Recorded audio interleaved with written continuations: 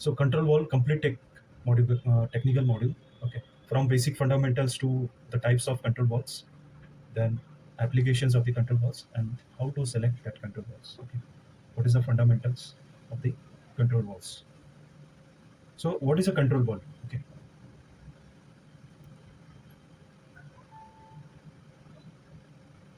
the first thing, what is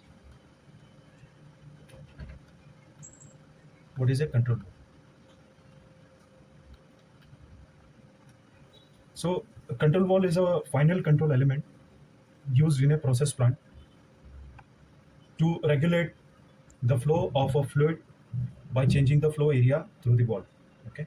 In simple words, a control valve receives a command from the control system and changes its opening to control a process variable. Okay. The control variable may be flow. Okay. So what it controls? If this is your control valve, so this control valve receives signal.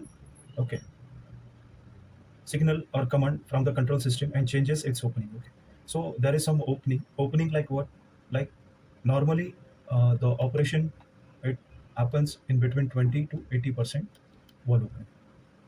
Okay, so below 20% it's oversized and above 80 or 85% it is undersized. So normal operation is in between 20 to 80% wall opening, right? So the control variable may be what exactly it controls. Okay, so it can control, variables are like, it can control flow,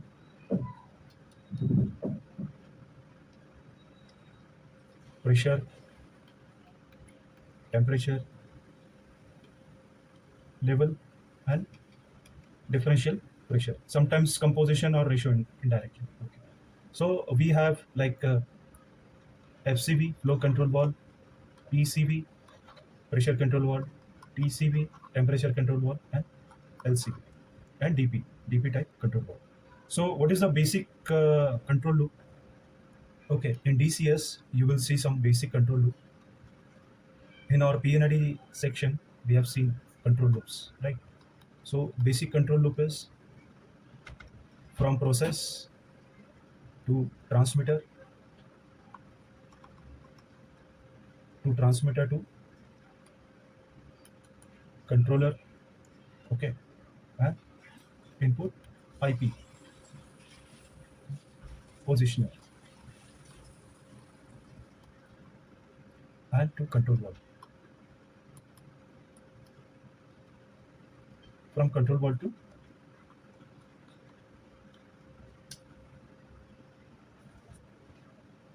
for example, let's say flow transmitter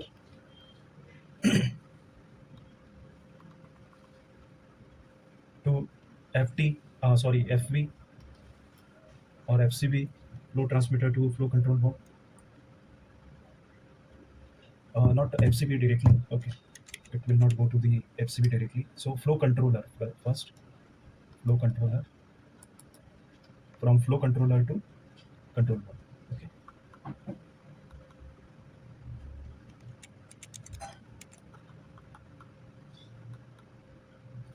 flow control valve. Okay, this is how like a flow control valve works. If the measured flow is lower than the required set point, the controller sends a signal to open the valve further. Okay, let's say if the set point is in between 25 to 35 n cube per hour. Okay, and if it is receiving signal that my flow is around 20 m cube per hour, so it will send a signal to open the valve further. Okay, so if I'm receiving this much of flow, so it will send signal that I'm receiving this much of flow, so you have to open your actuator or control valve need to be open, so it will manage this flow. Okay, this is how like control valve signals are. So why do we use control valves? Okay, this is most important, why we require control valve. Why do we use control valves? The primary purpose is automatic process control. Okay, Control valve can continuously manipulate. Okay, it can manipulate flow control. It maintain required fluid flow. Okay, like as I said, if we want to maintain this much of flow, okay, this is the maximum and this is the minimum and this is the maximum. In between 25 to 35, there is a normal flow. Okay, so maintain required fluid flow. Then in pressure control,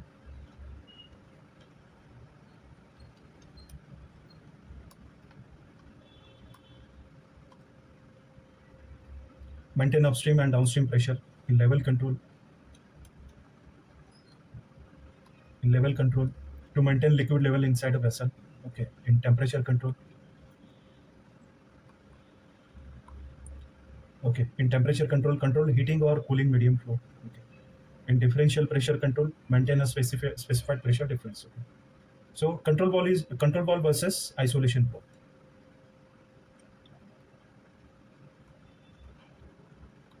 Control valve versus isolation. So this is extremely important for beginners or for the engineers, not for beginners, but for every engineers. Okay, there is a big difference in control valve and the isolation valve.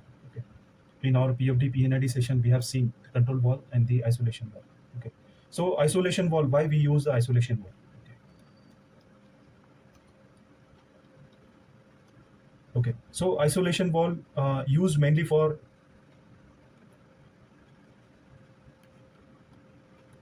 equipment equipment isolation, for maintenance,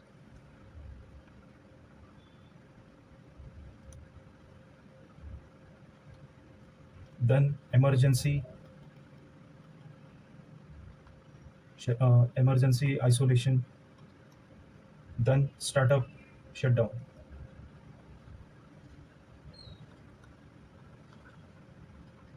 Okay, okay. For isolation, what types of walls we use? Okay, you should know these things. Okay, for example, what types of walls we use? We can use for isolation. We can use gate wall, ball wall, then butterfly wall,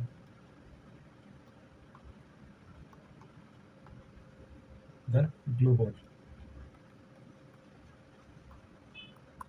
Okay. Generally, an isolation wall is intended to be fully open or fully closed. Okay, not continuously throttled unless specifically designed for that service.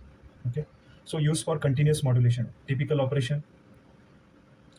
See this. Either it is NC or NO, right? So in PNID, we usually mention this point: normally closed or normal to open. Okay, but it cannot open like 30%, 40%, or 50%. Okay, unless like if any specifically designed for the service. Okay, so it is either it is fully open or fully closed.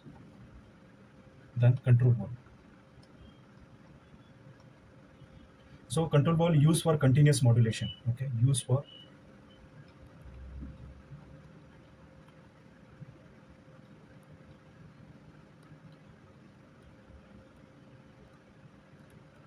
continuous modulation. So typical operation.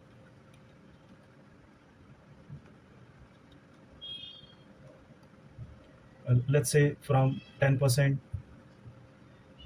to 25%, 50%, or 75%, or 100% open. Okay, so it cannot be fully closed or fully open. Control valve cannot be fully closed or fully open.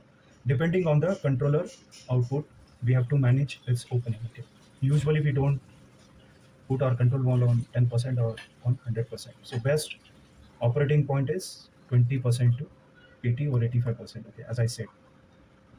So basic components of a control valve. Okay, you should know the components of the control valves. Basic components.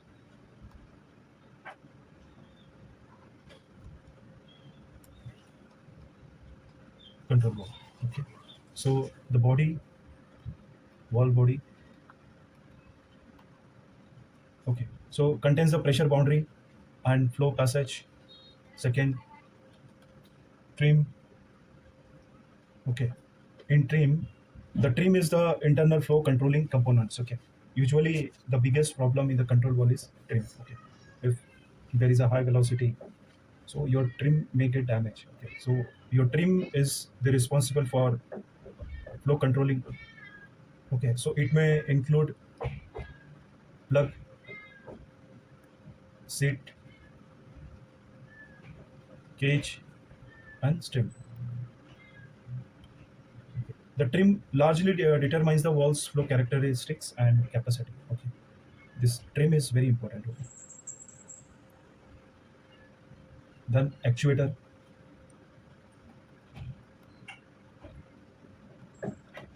So actuator provides the mechanical force required to move the wall. Okay. So common actuators are like it's a pneumatic actuator is there. Then electric or hydraulic. Okay. So normally we use pneumatic actuators. Okay. Normally in any industry we use pneumatic actuator. To operate this actuator, we use instrument air. Okay. Instrument air. So that's why compressors are required to operate the control valves. Okay. Then wall positioner.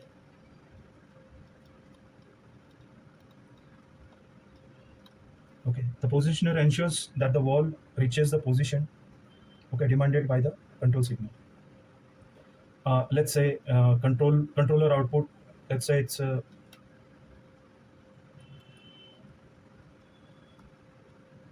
60%. Okay. So positioner drives the actuator until the walls reaches approximately 60% travel. Okay. Subject to the actuator wall actuator arrangement. Then what are the accessories?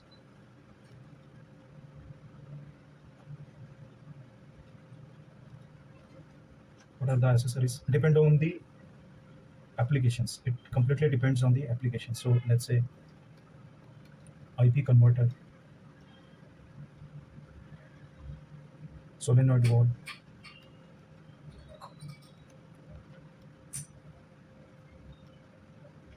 air filter regulator,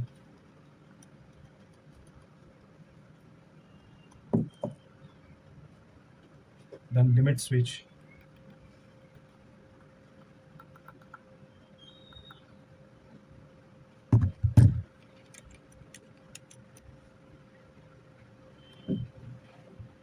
then position transmitter,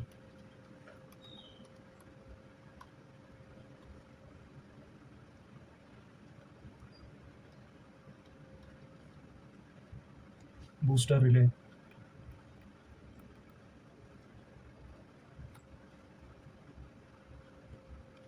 then volume tank, and fail-safe condition.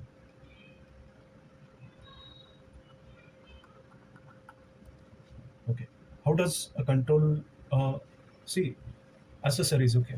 We should know these things as a process design engineer. We should know these things. Okay. Some basic at least.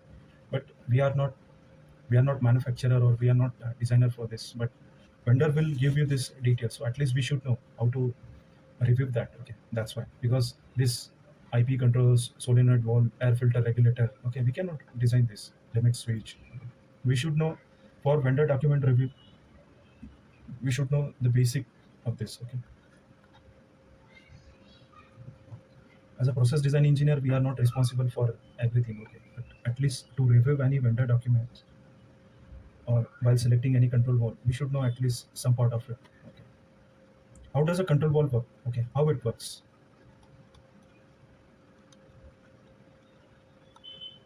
So the required flow is, let's say the required flow is 100 mq per hour. Okay, but actual flow is,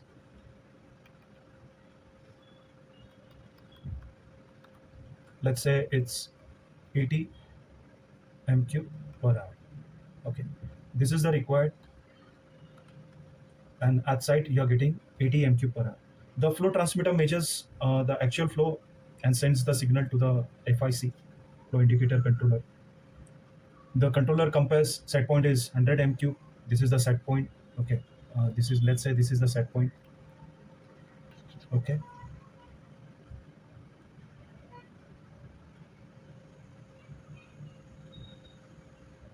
And process variable, what is the process variable? This is the process variable. Okay.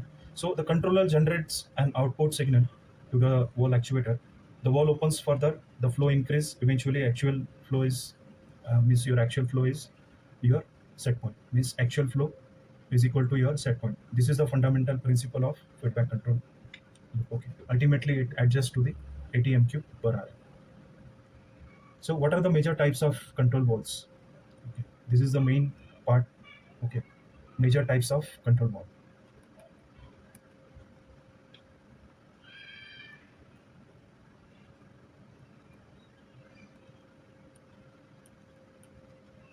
The most common control valves designs are like, you should know these types. Okay. First is globe control valve. Second is ball CV control valve. Third one is butterfly control valve. Then fourth is rotary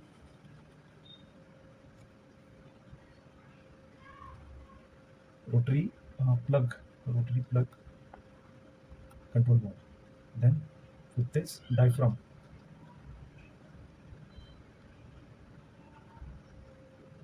control valve. Sixth is angle control valve. And seventh is three-way control valve. So these are the some types I know for the control valves. So you should know the types and when we use the globe control valve, ball valve, butterfly, rotary plug, diaphragm, okay, angle control valve, three-way control valve. Okay, when we use this, so the selection, it depends on, this is the most important point. Okay, because sometimes you have to select the control valve, but which valve types you need to select. Okay, like I think gate valve is quite expensive. The eighth one is gate valve.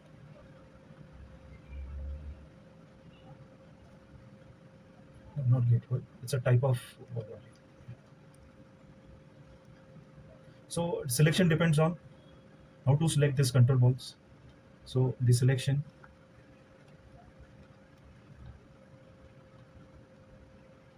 depends on flow rate,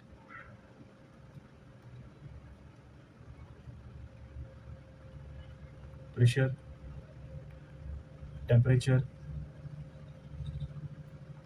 fluid properties. Okay. Then cavitation, noise,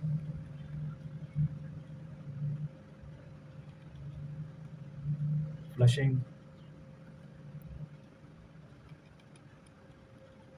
erosion, required shut off. Okay. Maintenance.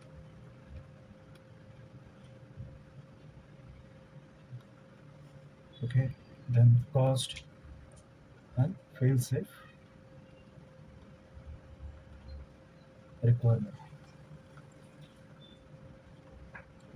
Okay. So if your or requirement is fulfill of flow rate, pressure, temperature, fluid properties, cavitation, noise, flushing, erosion, required shut off, maintenance, cost, fail safe requirement. So then only based on this you can select your control valve. Okay. So there are some limitations of every control valve. Okay. There are limitations. Okay. Every control valve cannot fulfill all those requirements. But the thing is that let's talk about the globe control valve.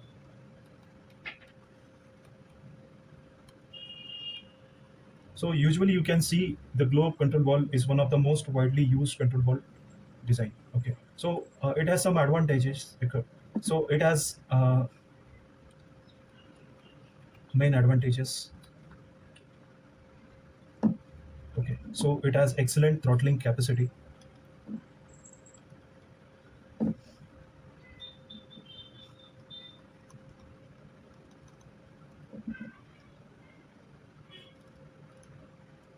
capability. It has good control controllability. Okay, then wide range of application,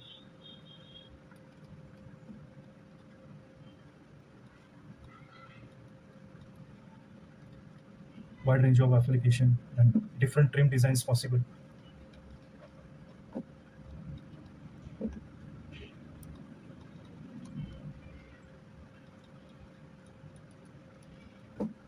And it is suitable for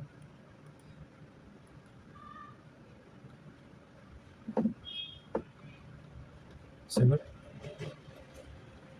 services. Okay. So what is the application of the globe control valve? Okay, in which application we can use the globe control valve? So typical application is, so first for steam control, then feed water control,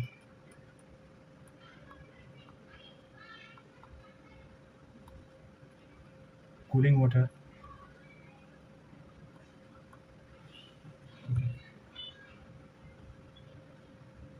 It can use for the, also it can use for heating medium,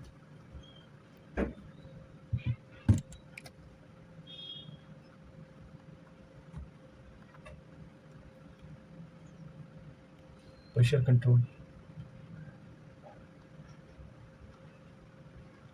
then flow control,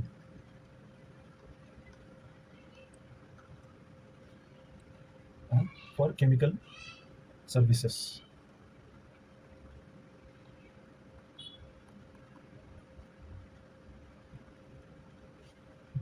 So it has some limitations also. Okay, limitations like what?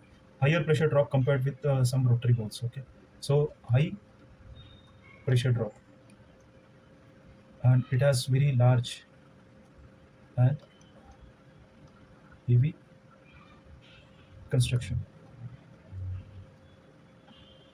Can be more expensive. Okay, it's more expensive.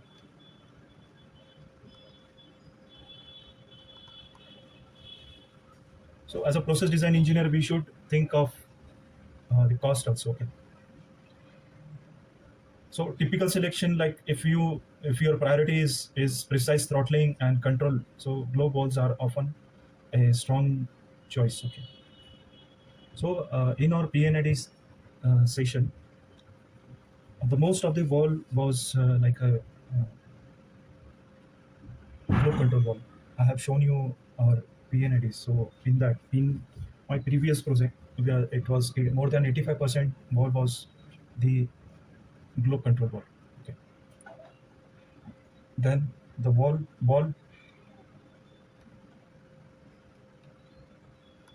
control wall. Okay.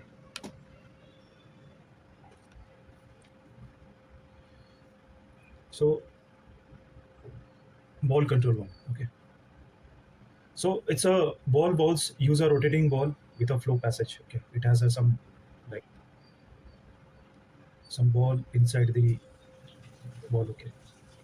It is look like this. This is a flange and it rotates here.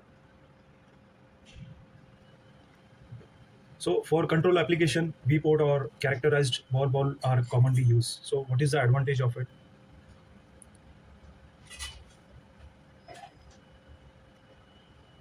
Advantages. So it has high flow capacity. Then compact. It has a compact design.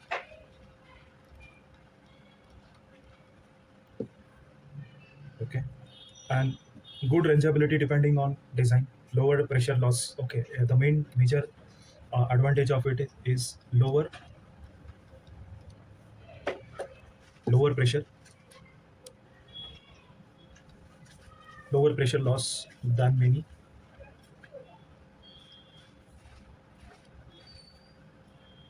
globe designs. Okay, so good for, it is good for,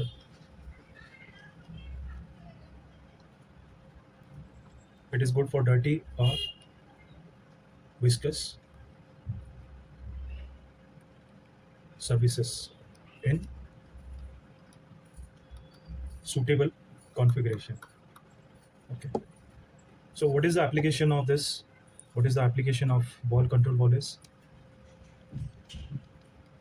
Applications. So it can use for the hydrocarbon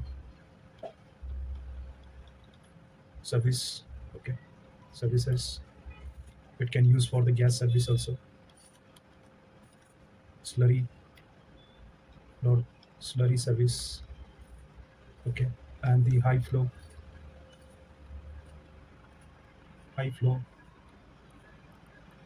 applications for chemical plant. Okay, then oil and gas facilities. And most important point is conventional full port ball is primarily an isolation wall. For throttling control, a properly designed characterized ball control ball is used. Okay. The next and the last topic of this part one is butterfly.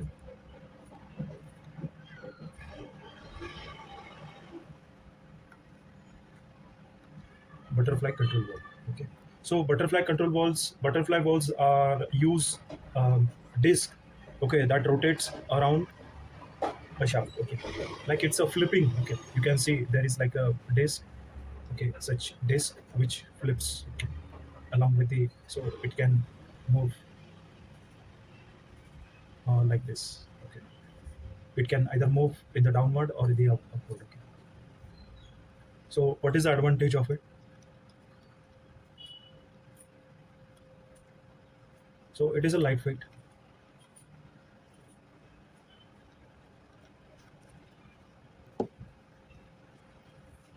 It is a lightweight, compact, large size,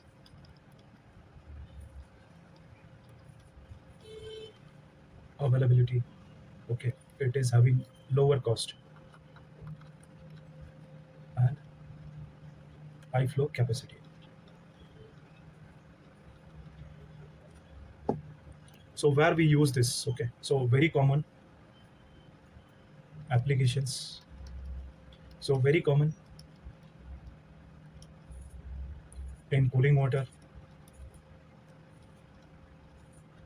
Okay, then HVAC, air systems,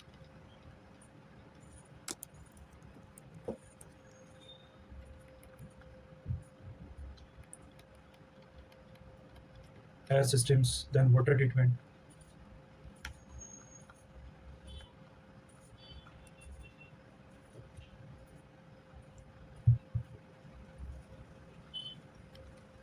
In large pipelines, low pressure gas service.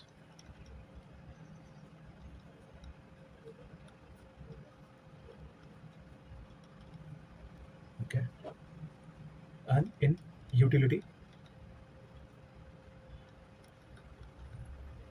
systems. Okay, so it has some limitations. Okay, so control performance depends on strongly on the wall design, this geometry, sizing, and service conditions. Okay, so it has some limitations.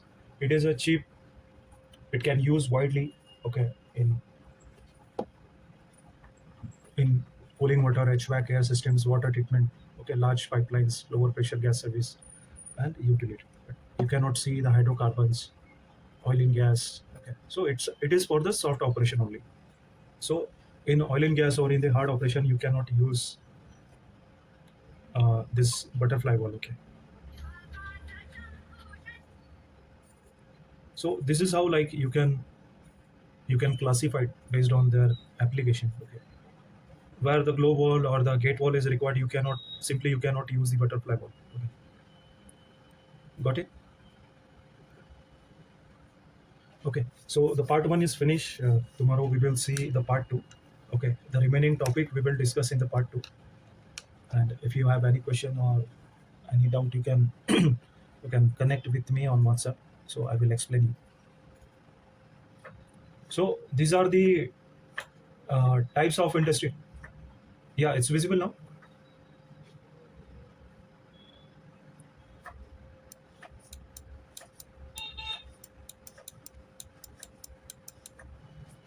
So these are the types of walls. Okay, Mm. complete picture. Okay, in single image. Like complete types of walls in a single image. Okay. Okay.